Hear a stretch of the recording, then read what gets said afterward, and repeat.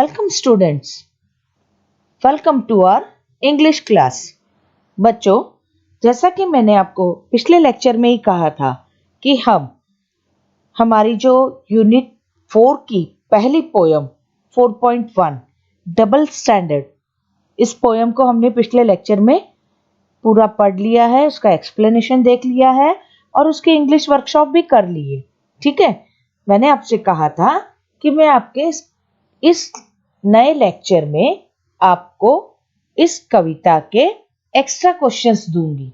ठीक है, तो चलो देखते हैं extra questions. Unit 4.1 double standards extra question. Okay बच्चों, सी देयर ऑन योर स्क्रीन। मैंने आपको एक स्टैंजा जो है 1, 2 और 3 डबल स्टैंडर्ड पोयम के 3 स्टैंजास स्टार्टिंग के वो दिए हैं आपके स्क्रीन पे। ठीक है, इसके पहले हमने यूनिट 3.1 में स्लीप बेबी स्लीप के लिए भी इसी प्रकार के एक्स्ट्रा क्वेश्चंस किए थे। याद आ रहा है आपको? ठीक है, तो देखो, जो हमने पिछली पोयम की है, please don't read this poem, उसमें हमने एप्रिसिएशन किया था। ओके, और 3.1 में स्लीप बेबी स्लीप में हमने इसी प्रकार के क्वेश्चन आंसर्स किए। तो इस पोयम में भी चूंकि इसमें कवि का नाम नहीं दिया है तो हम एप्रिसिएशन नहीं कर रहे हैं, यहां पर ये हम क्वेश्चन आंसर्स करने वाले हैं। ठीक है, see there the very first question. Read the following stanzas of the poem and do the following activities. आपको नीचे आप देखिए क्वेश्चंस दिए हैं, बीच में आपको स्टैंजा है और फिर स्टैंजास के नीचे पुनः क्वेश्चंस पूछे गए हैं। ठीक है, मैंने आपसे कहा था कि आपको इसी प्रकार के प्रश्न पूछे जा सकते हैं। हमेशा प्रश्नों का स्वरूप एक जैसा नहीं होगा, लेकिन A1, A2, A3 इसी प्रकार के एक एक नंबर के क्वेश्चन भी हो सकते हैं, या फिर 2 नंबर का एक क्वेश्चन हो, बाकी 2 क्वेश्चन एक एक नंबर के हो। ऐसे करके कुल 5 नंबर के क्वेश्चंस आपको पूछे जा सकते हैं। ओके, यहां पर है the very first question, you can see there A1, what is the title of the poem. तो जब मैंने एक्सप्लेन किया था तभी आपको बता दिया था what is the title of the poem. Here is the answer, the title of the poem is double standards, है ना। वेरी सिंपल, आपको कविता के स्टैंजास आपके सामने रहेंगे, आपको उन स्टैंजास को देखना है, दिए गए क्वेश्चंस को ध्यान से पढ़ना है, क्वेश्चन क्या पूछा गया है, आंसर वहीं से आपको मिल जाएंगे, है ना।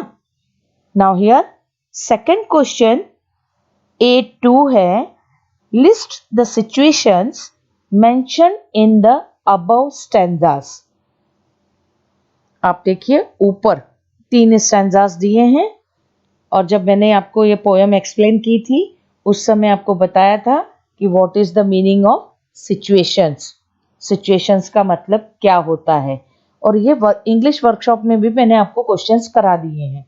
सो it will be easy for you, आसान होना चाहिए आपको कि कौन कौन सी सिचुएशंस ऊपर स्टैंजास में मेंशन की गई हैं। मेंशन करना यानी बताई गई हैं। So here are the answers of this question.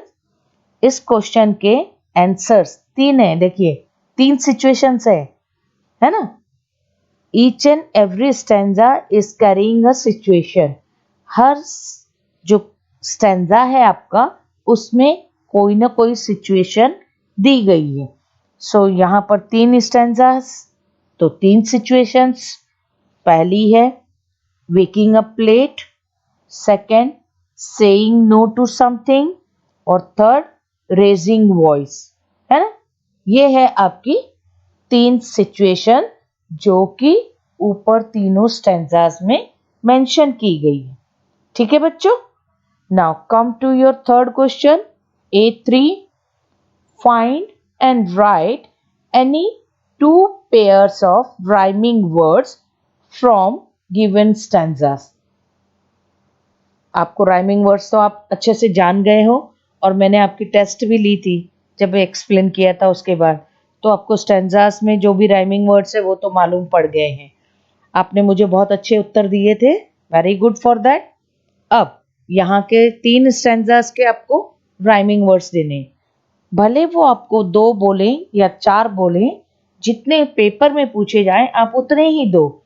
लेकिन यहाँ पर तो हम एक्स्ट्रा क्वेश्चंस कर रहे हैं, इसलिए हम केवल 2 न देके इन तीनों स्टैंजास में जितने भी राइमिंग वर्ड्स आ रहे हैं वो लिखेंगे। ठीक है बच्चों, see here, answer is lazy, crazy, rude, good. और वन मोर स्टैंजा आपको मुझे बताना है। मैंने पर्पसली आपके लिए एक स्वयं छोड़ के रखा है। मैंने 2 बोले हैं, 2 दिए हैं, ठीक है। लेकिन आपको क्या करना है, तीसरा जो इस स्टैंजा में, अब आप ढूंढो। मैंने 2 दिए हैं, एक आपको ढूंढना है स्वयं, और ये मैं ओरल आपसे पूछूंगी, ठीक है। तो यहाँ पर 2 स्टैंजास के मैंने 2 राइमिंग वर्ड आपको दे दिए हैं, पेयर दे दिया है, एक बैलेंस है। अब आप ढूंढो उसे, वो कौन सा है। Okay, now A4 right antonyms of. जैसा कि पिछले लेक्चर में मैंने आपको बताया what is the meaning of antonyms, same यहाँ पर आपको उनके उत्तर देने हैं। ये मैं आपको इंग्लिश वर्कशॉप में करा चुकी हूँ, बट एक्स्ट्रा क्वेश्चंस के इसमें भी और करा रही हूँ, ठीक है। Here 6 words are given there, 6 शब्द आपको दिए गए हैं, आपको उनकी एंटोनिम्स देनी है, विरुद्धार्थी। ओके, फर्स्ट है लेट, यस लेट का अर्ली। नो का वो तो सभी बता दोगे, तुरंत नो का yes. Then good, bad, firm, hesitant या फिर अनस्टेबल। मैंने आपको बताया फर्म का मतलब होता है दृढ़ रहना, दृढ़ रहना, या फिर अटल, अपने बात पर एकदम कॉन्फिडेंस से रहते ना हम, फर्म है हम, मतलब हमारा दृढ़ निश्चय है, हम अटल है अपनी बात पर। और हेसिडेंट का मतलब होते हैं हिचकिचाहट होना, यानी कि हम अपनी बात पर जब फर्म नहीं होते तो कभी ये कभी वो। अनस्टेबल, स्टेबल नहीं रहते हैं, स्थिर नहीं है, अस्थिर। Okay, next something, nothing, raise, fall. तो ये हो गए आपके पोयम डबल स्टैंडर्ड्स के क्वेश्चन आंसर्स, एक्स्ट्रा वाले। ओके बच्चों, यहाँ पर आपका ये एक्स्ट्रा क्वेश्चन वाला जो स्लाइड है आपकी यहाँ खत्म हो रही है। That is the end of your extra questions. अब आपको क्या करना है, आज की डेट डालकर और इन एक्स्ट्रा क्वेश्चंस को जो मैंने पहले आपको कराए हैं इंग्लिश वर्कशॉप, उसके बाद इसे लिखना है, ठीक है। समझ में आ गया सबको। और अब हम मिलेंगे अपने नए यूनिट के साथ, यूनिट 4.2। तब तक के लिए बाय बाय।